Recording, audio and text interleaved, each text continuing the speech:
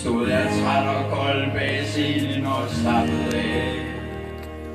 Da jeg hørte nogen mumle ganske stille, og en mand med en lille hund så på mig og sagde: Hej du spillemand, vil du sige mig med det samme? Og hvad er det for jeg mener, hvad er det ord?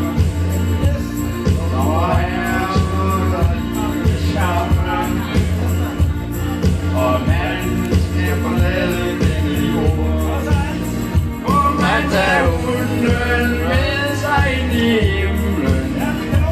Den er sød, og den har været mit bedste ven. Den er klog og fin, og lige værdig hvad.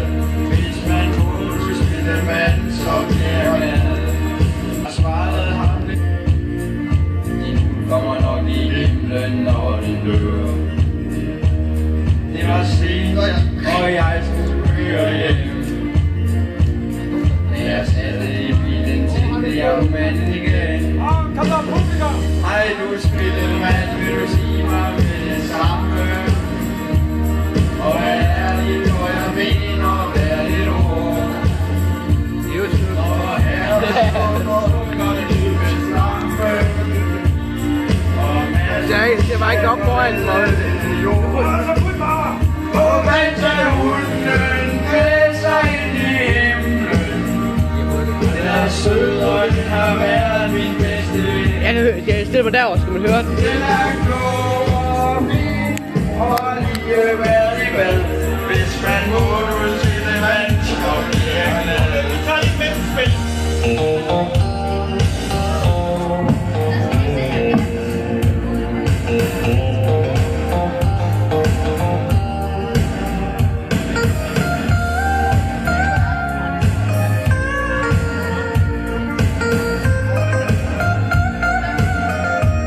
YouTube! For ham var sagen jo så vigtig. Han fortjente at få et ærligt svar. Men hvem kan svare helt oprigtigt på om hunden er ude på plads hos himmelens far? Hej du spillemand, vil du sige mig med det samme? Og hvad er det, når jeg mener, hvad er det ord?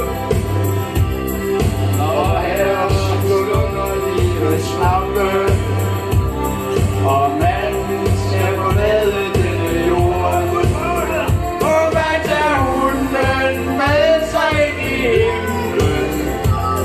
Den er sød, og den har været min bedste ven. Den er klog og fin, og har lige været i bad. Hvis man må du spille mand, så bliver jeg glad. Og man tager hunden med sig ind i himlen. Den er sød, og den har været min bedste ven. Den er klog og fin, og lige været i bad.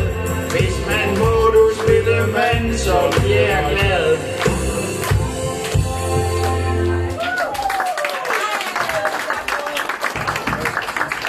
Jeg så nummer 1, jeg så nummer 2. Jeg kommer i butikken.